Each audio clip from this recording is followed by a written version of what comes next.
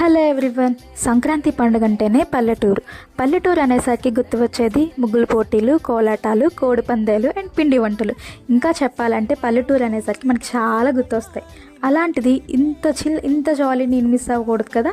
So నేనైతే మా అమ్మమ్మ వాళ్ళ ఇంటికి వెళ్ళిపోయాను అనమాట, ఫుల్ జాలీ అవ్వడానికి. నేనైతే ఆ ఊర్లో ముగ్గులు పోటీలు అయ్యాయి. ఆ పోటీకి మా అమ్మ అండ్ మా అత్తయ్య చీఫ్ జడ్జెస్ అనమాట.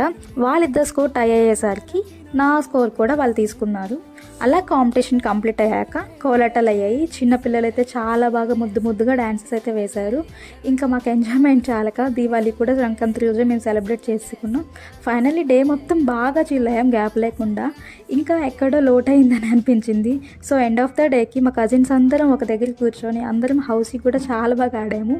మిడ్ నైట్ వరకు ఆడి ఫుల్గా చిల్ అయ్యాము.